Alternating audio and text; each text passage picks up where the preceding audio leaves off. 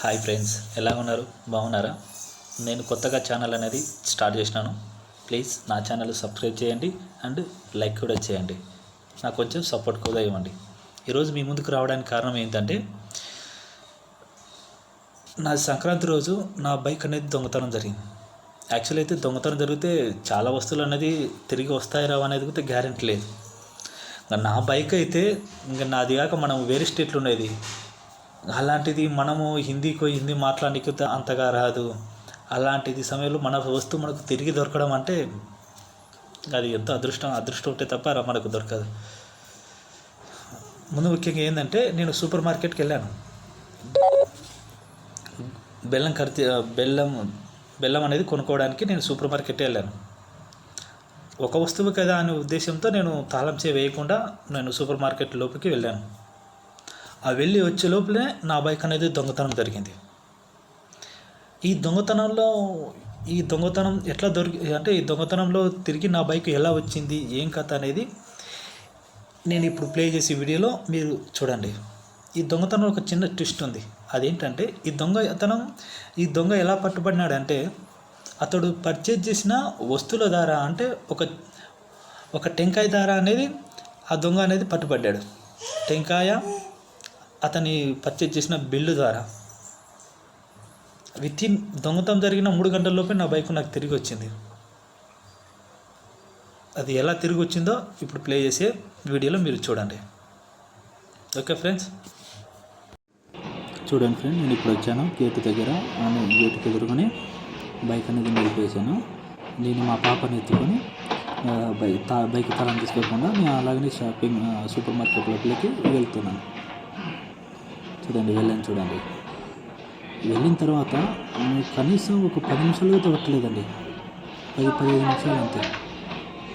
లోపలికి వెళ్ళాను, బెల్లం తీసుకున్నాను.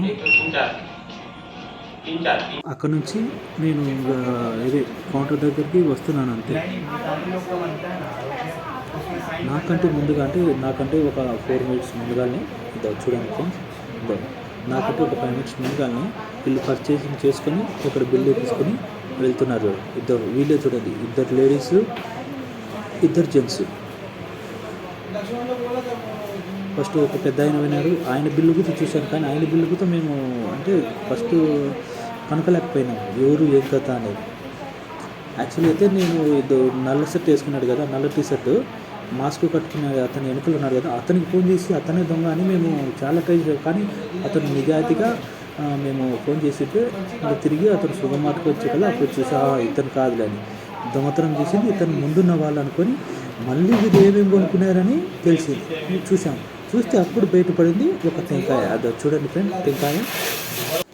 ఆ టెంకాయని బట్టి వాళ్ళ బిల్లు, వాళ్ళు తీసుకునేటివి సామాన్లు అన్నీ కనుక్కొని మేము అనేది ఈ దొంగను అనేది పట్టుకోవడం జరిగింది. చూడండి ఫ్రెండ్, ఇప్పుడు బయటికి వెళ్ళారు. బయటికి వెళ్ళిన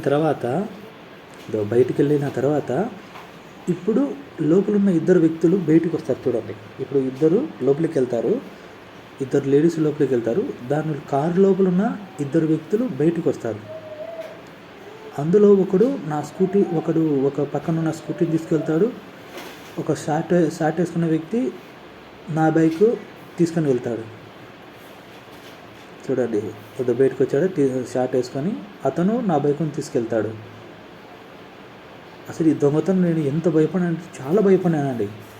ఒక్కసారికి బైక్ కనపడబట్టి నా పనులన్నీ, నా డ్యూటీ, నేను ఎట్లా వెళ్ళాలి డ్యూటీకి అనేది ఎంత రాంగా టెన్షన్ పడినానంటే చాలా టెన్షన్ పడినాను. ఎట్లా దేవుడా ఈ బైక్ అంటే సడన్గా బైక్ వెళ్ళడంతో అసలు పనులు ఎట్లా జరుగుతాయి, ఏం కదా, నేను ఇంటికి ఎలా వెళ్ళాలి, నేను డ్యూటీకి ఎలా వెళ్ళాలని నా మైండ్లో ఒక్కసారి షాకింగ్ అయిపోయినానండి. ఈ షాక్ అసలు ఎంత రాగా టెన్షన్ అనేది, ఎవరికి ఫోన్ చేయాలి, ఎవరిని అడగాల. మన వాళ్ళు అంటే మన స్టేట్లో అయితే మనం తెలుగులో మాట్లాడుకొని ఎట్లా చూసుకోవచ్చు. కానీ మనం పక్క స్టేట్లో వచ్చాము, మన బైక్ దొరకదా అని చెప్పి చాలా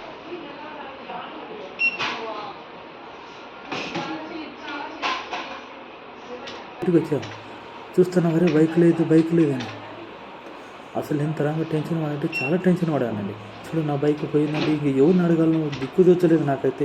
వీళ్ళు సెక్యూరిటీని అడిగాను. సెక్యూరిటీ అయితే అతను సైట్ ఏమో కానీ చాలా హెవీ, అసలు అక్కడికి అయితే దగ్గరున్న వస్తువులు కూడా కనపలేదండి. వీడియోలు ఉన్నాయి. అసలు నేను షాక్ అయినానండి. వీళ్ళు బిల్లు పట్టుకొని, బిల్లు చిక్కింది కదండి, ఈ సామాన్లను పట్టుకొని నేను ఒకసారి తక్కువ తెలియకుండా తీసుకెళ్ళింటారు కదనే ఉద్దేశంతో మళ్ళీ తిరిగిచ్చి వాళ్ళకు ఫోన్ చేశాను. అంటే నేను మళ్ళీ అంత సీసీ కెమెరాలు అంతా చెక్ చేసి ఇక వీళ్ళే పక్కాగా అయినారని చెప్పి నేను ప్రూఫ్తో సహా మళ్ళీ కంప్లైంట్ పోలీసు అవంటే మనం అవుట్ సైడ్ నుంచి వచ్చాం కాబట్టి ఈ ఎఫ్ఐఆర్ అంతా మనకు తలకొండ నొప్పి అవుతుందని చెప్పి ఉద్దేశంతో నేను ఫస్ట్ రిక్వెస్ట్ చేద్దామని చెప్పి నేను ఫోన్ చేశాను. ఫోన్ చేసినప్పుడు వాళ్ళ లేడీస్ ఎత్తి, లేదు మేము దొంగతనం చేయలేదు, మీరు ఏం చేసుకుంటారో చేసుకోరు అని చెప్పి వాళ్ళు ఎంత బతిమాలనే అవుతా వాళ్ళు వినకలేదండి. ఇంకా మనకు తప్పదు కదా, ఇంకా మనకు బైక్ అవసరము అని పోయి నేను డైరెక్ట్ పోయి ఇంకా స్టేషన్కి వెళ్ళాను. అక్కడున్న ఎస్ఐసార్కు ఇలా పలానా సార్ ఇట్లా ఇలా జరిగిందని చెప్పి అతనికి ఈ ప్రూఫ్లన్నీ చూపించారు. అతను బిల్లు మీద ఉన్న నెంబర్తో వాళ్ళకు ఫోన్ చేసి వాళ్ళని అడిగారు.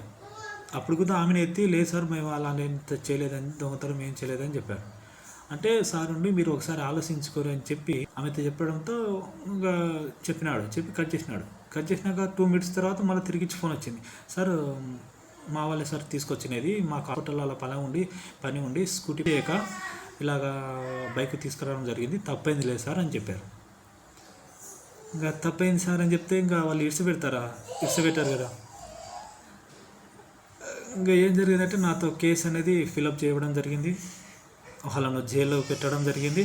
కానీ ఎఫ్ఐఆర్ అయితే చేపలేదు. ఎఫ్ఐఆర్ చెప్తే నేను చెప్పాను అక్కడ ఉన్న సర్కిల్ సిఐ గారికి, సార్ ఎఫ్ఐఆర్ అయితే మాకు కొంచెం ఇబ్బంది సార్, ఓన్లీ కేసు అయితే నేను కంప్లైంట్ అయితే ఇస్తాను సార్ అని చెప్పాను. తిరిగి నా బైక్ నాకు దొరకడం జరిగింది. ఇలాంటి సంఘటనలు, ఇలాంటి ఎక్స్పీరియన్స్ మీకు కూడా జరిగింటే తప్పక కామెంట్ చేయండి అండ్ నా ఛానల్